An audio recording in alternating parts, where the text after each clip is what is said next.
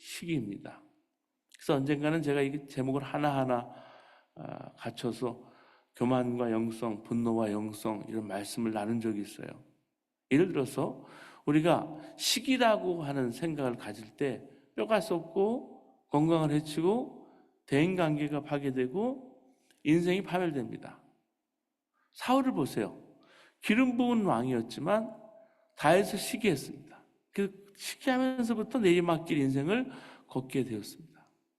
바리새인들과 유대인들은 당시 유대계의 지도자였지만 예수님을 시기했어요.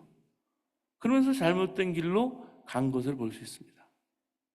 지금 자기 마음 가운데 지금 내가 누구를 시기하거나 질투하는 사람이 있는가 한번 점검해 보시기 바랍니다. 교회사 속에 매우 훌륭한 주교가 있었습니다. 사단이 이 주교를 넘어뜨리려고 육신의 정욕, 안목의 정욕, 이생의 자랑 등 온갖 것을 가지고 공격을 했어요. 근데 이 주교가 넘어지지 않았습니다. 그토록 신앙이 좋고 인격이 훌륭한 주교가 어느 날 네 동생이 대주교가 되었다. 이 한마디 말에 사단이 시킨 말이죠. 얼굴이 울그락불그락 하더니 결국 시기심에 사로잡혀서 시험에 굴복당하고 말았습니다. 사실 이런 모습이 하나님 원하는 모습은 아닙니다. 결국은 우리 마음을 지키는 일이 어렵다는 말씀이에요.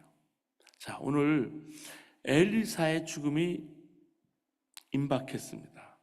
임박했어도 조국의 위태로움과 어려움을 간과하지 않고 하나님 안에서 요아스 왕과 이스라엘이 담대함을 갖도록 하기 위해서 최선을 다했어요.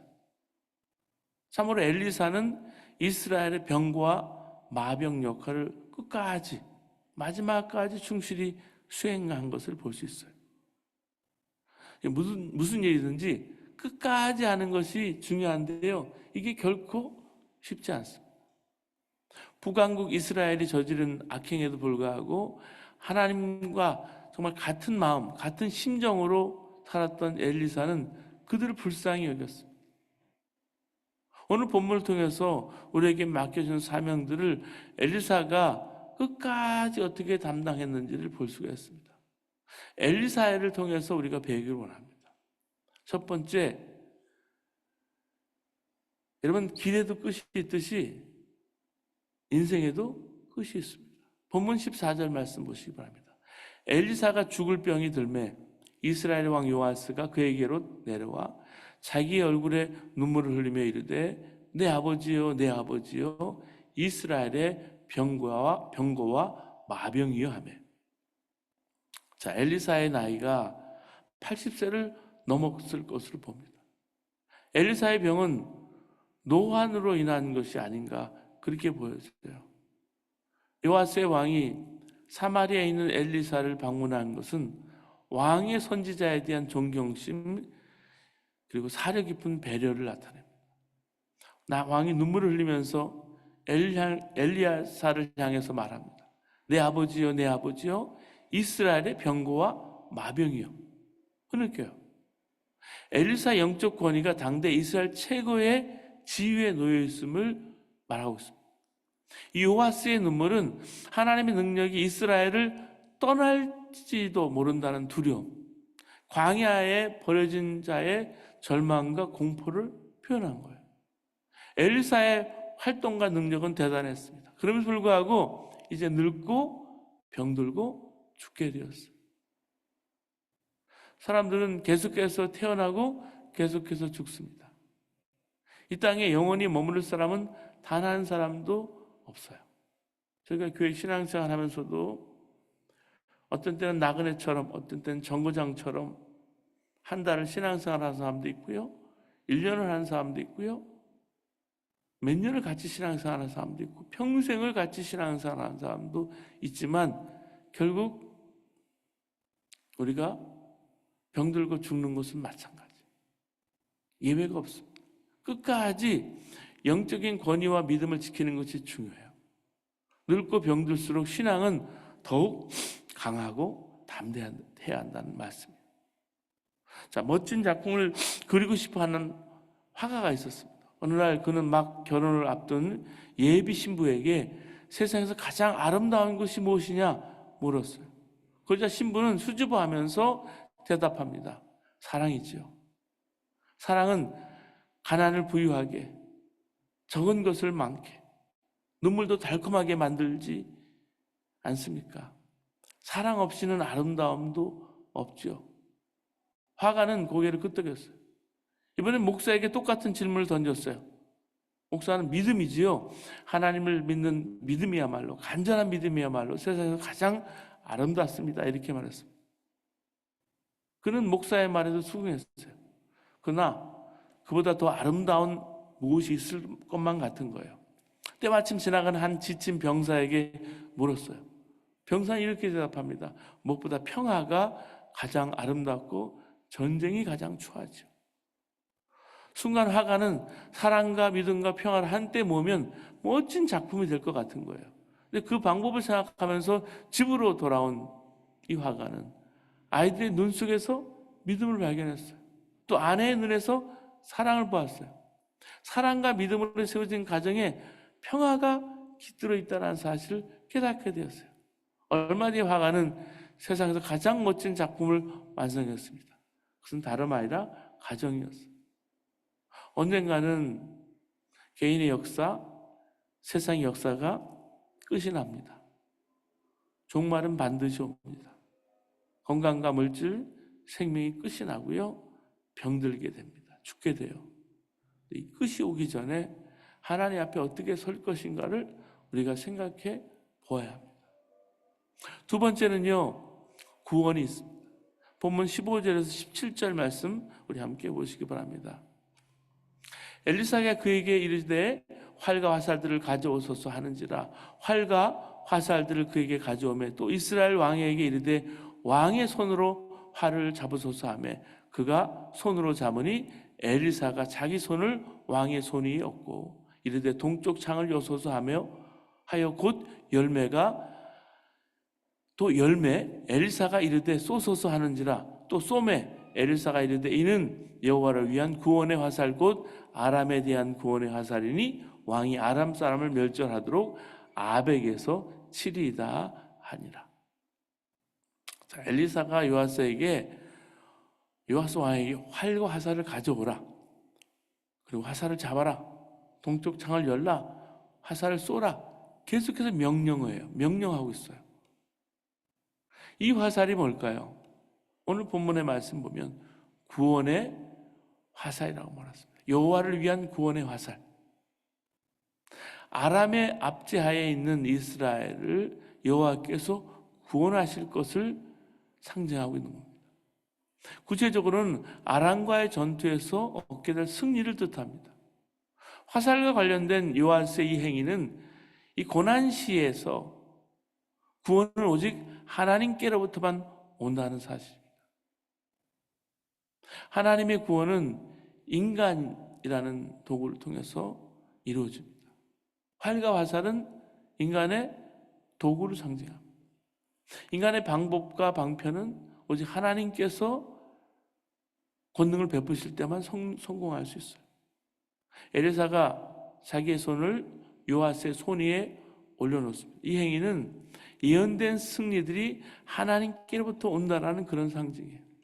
구원은 오직 하나님께만 있습니다. 구원은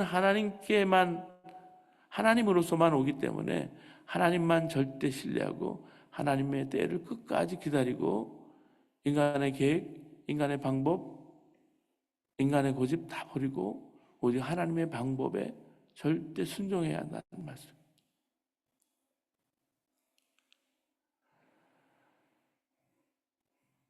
이 하나님은, 구원의 하나님은 우리에게 위로자가 되십니다.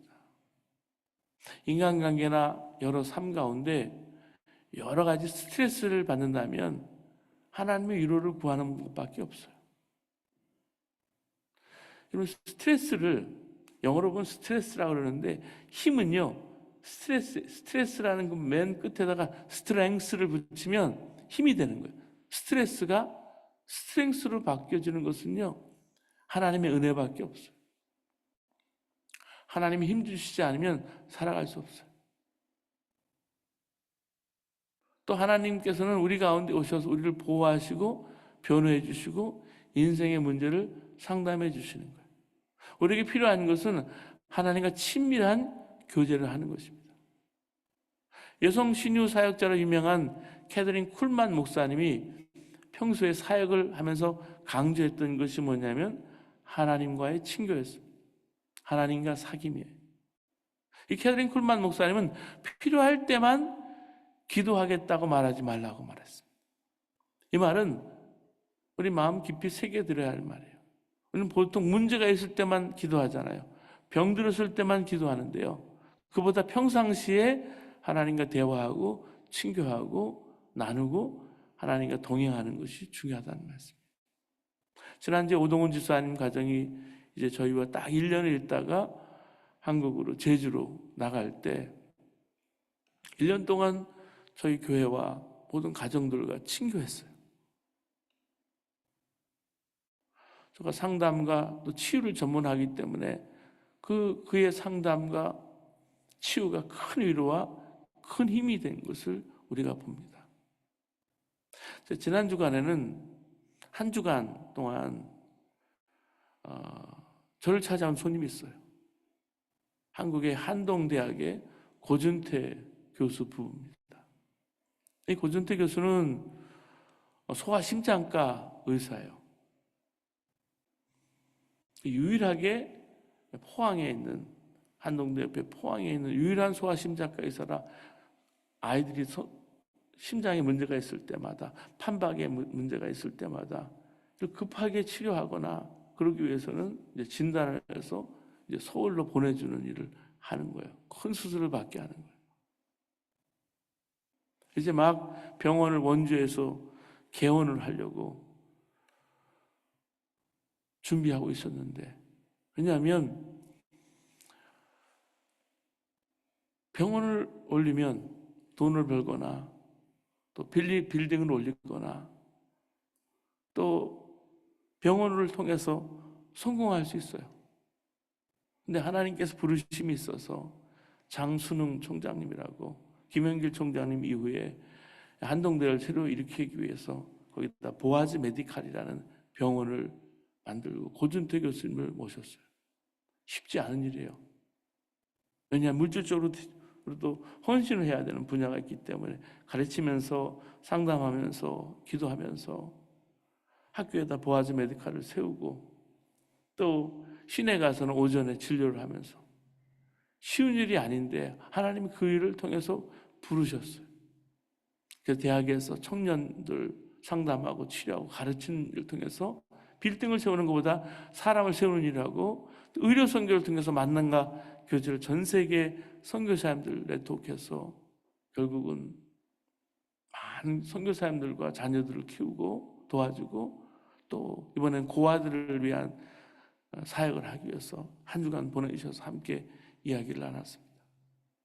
제가 대학 때부터 이 형제를 보았지만 인생의 어려운 고비마다 문이 닫히고 새로운 문이 열릴 때 서로 만나게 하시고 위로하게 하시고 힘이 되는 것을 보았어요. 이번에도 그랬습니다.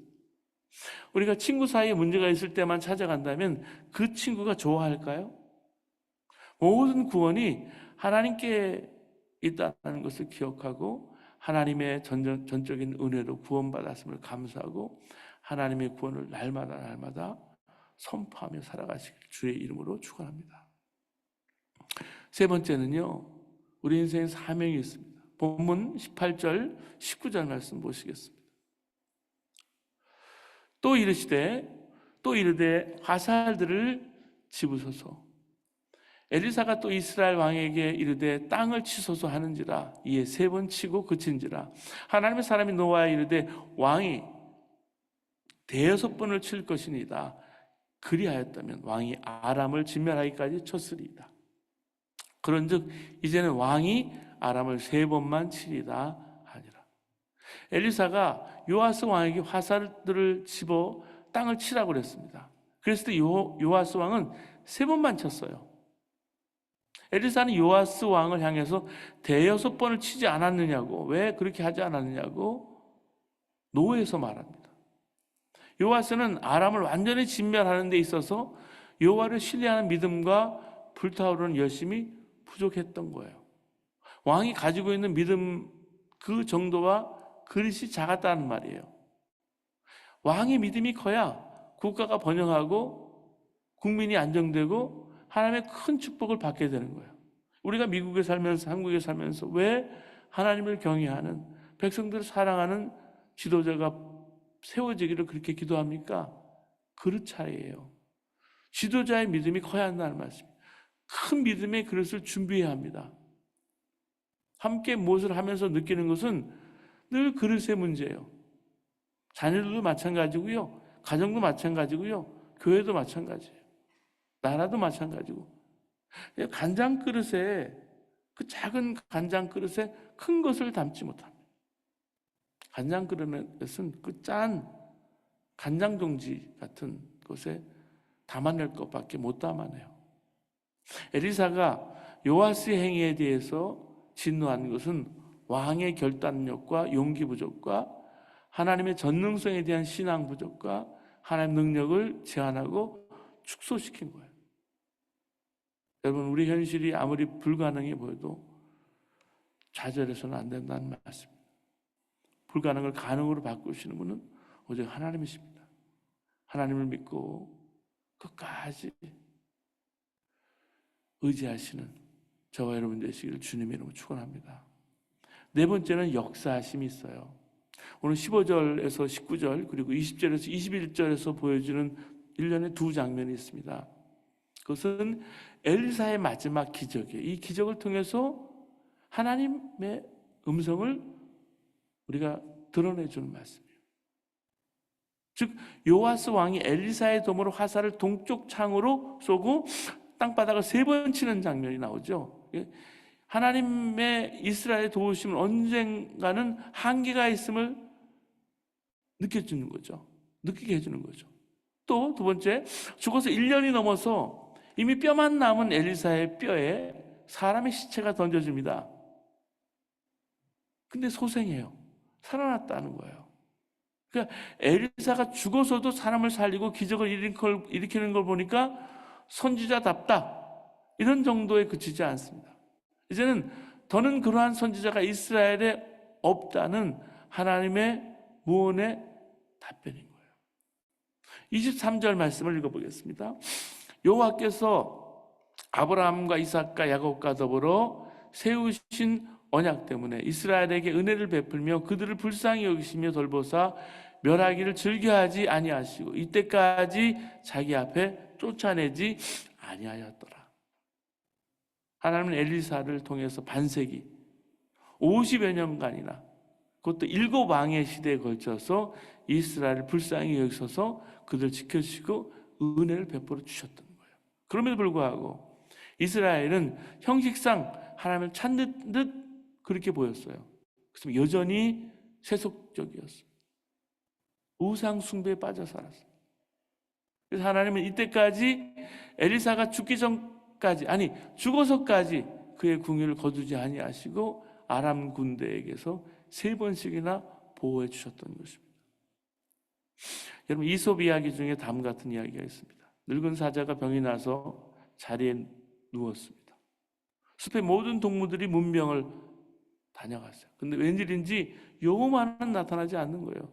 늑대는 이때다 싶어서 사자에게 여호와의 잘못을 미주알 고주알 고해바쳤습니다.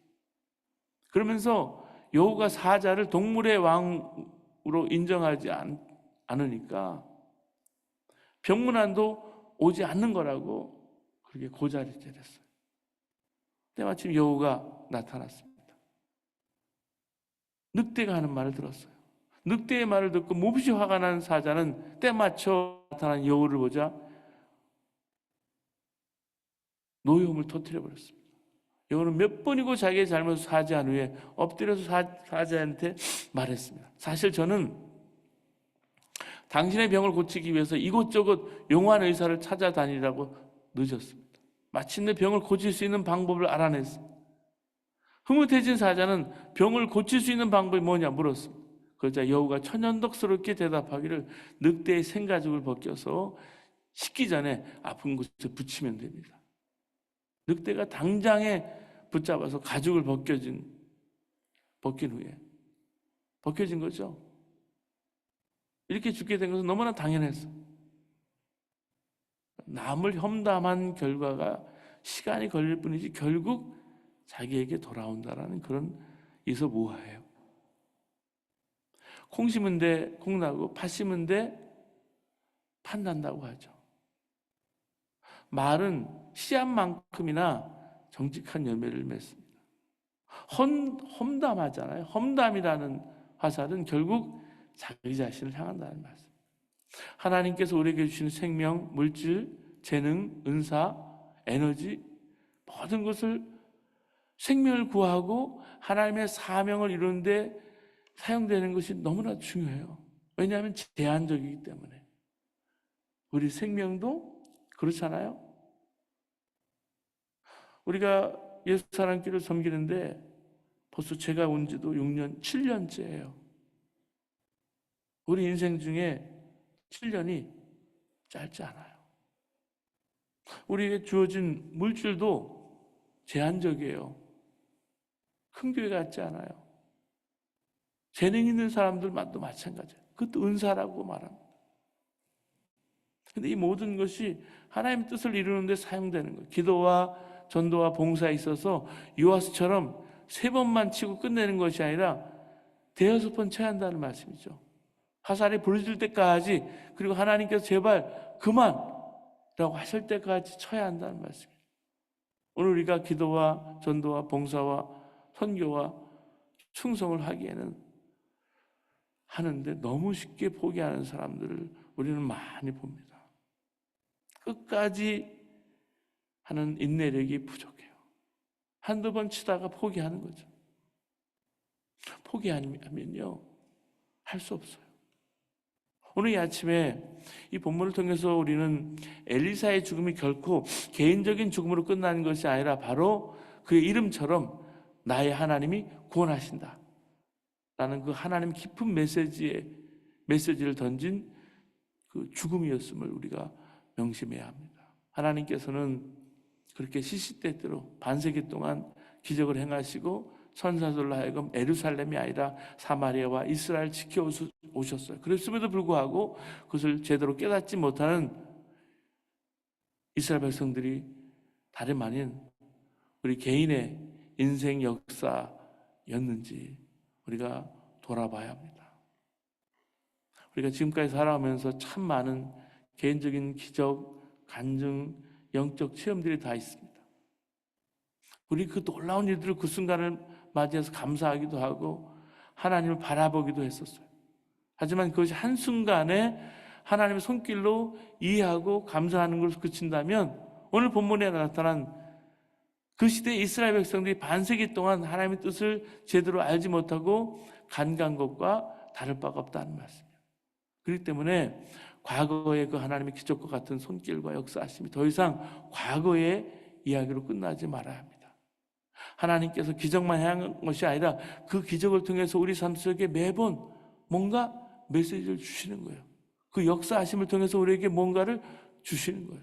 엘리사의 마지막 그 죽음을 보면서 이스라엘 백성들에게 보여준 기적과 무언의 말씀을 우리가 듣는 거예요. 우리는 응답이나 기적을 믿는 것이 아니라 지금도 역사하시는 주 예수님을 믿고 이 새벽에 나왔습니다. 믿어야 역사해요. 우리가 1시간 기도하면서 영적인 답답함이 풀어지기를 함께 경험합니다. 처음에는 힘들게 여기지만 1시간 새벽에 나와서 기도할 때 결국 하나님 우리 삶을 열어주시는 것을 보게 됩니다. 어느 날 미국 오레곤에 있는 토니 캠펄러 목사에게 한 교인이 찾아왔습니다. 암이 낫게 해달라는 기도를 요청한 거예요. 캠펄러 목사는 그의 치유를 위해서 담대하게 기도했습니다. 그리고 일주일 후쯤에 캠펄러 목사는 그의 아내로부터 전화를 받았어요. 여보세요, 목사님이 저번에 제 남편의 암을 위해 기도해 주셨죠? 캠펄러 목사는 암이 나은 이야기인 줄 알고 잔뜩 기대를 하고 들었는데 그녀의 말은 달랐어요. 남편이 죽었어요. 캠펄러 목사는 그 여자가 따지려고 한 전화인 줄 알고 가만히 있었어요. 그러자 그녀가 계속 말했습니다. 목사님, 너무 언짢게 생각하지 마세요. 그때 제 남편은 분노로 가득 차 있었고 자녀와 손자들의 성장을 보지 못하고 58세에 죽을 생각을 하니 너무 억울하다고 가끔 하나님을 저주했어요. 그 모습을 볼 때마다 주위 사람들도 남편과 함께 있는 것이 너무 괴로웠어요. 그런데 목사님이 기도해 준 후에 제 남편에게 평화와 기쁨이 생겼어요. 목사님, 지난 3일 동안은 우리 삶에서 가장 행복한 시간이었어요. 우리는 노래했고 웃었고 성경을 읽었어요. 기도했어요. 저는 목사님이 남편을 위해서 기도해 준 것에 대해서 감사하려고 전화했어요. 남편은 치료되지는 않았지만 치유되었어요.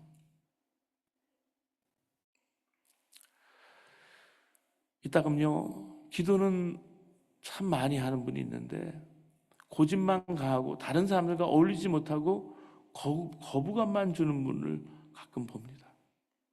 그리고 기도하는 것을 은근히 강조하고 자랑해요.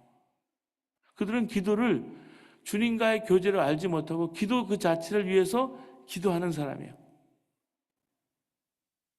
정말 기도를 많이 한 사람의 특징은 예수님을 닮게 되는 거예요. 기도를 통해서 계속 예수님을 바라보고, 말씀도 마찬가지예요. 말씀을 통해서 계속 하나님의 음성을 듣고 하나님 형상을 닮아가는 거예요.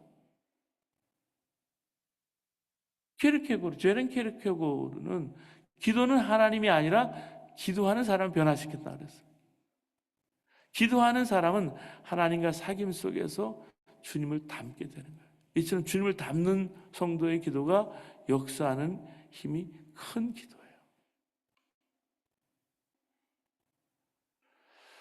함께 하신 예수님 바라보면 누구나 정결하게 살게 됩니다. 진정한 회개가 되어지고 주님과 친밀함을 회복하고 역사하는 힘이 큰 기도를 하게 되는 거예요.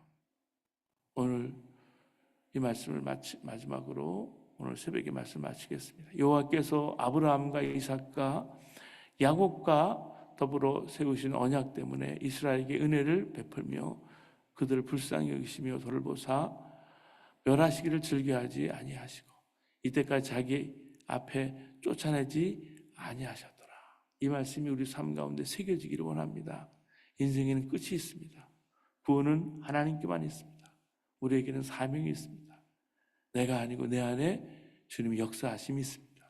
3번이 아니라 어떠한 경우에도 포기하거나 중단하지 말고 6번 그리고 끝까지 땅을 치므로 하나님의 큰 응답과 역사를 이루어 나가시는 저와 여러분 되시기를 주님의 이름으로 축원합니다. 기도하시겠습니다.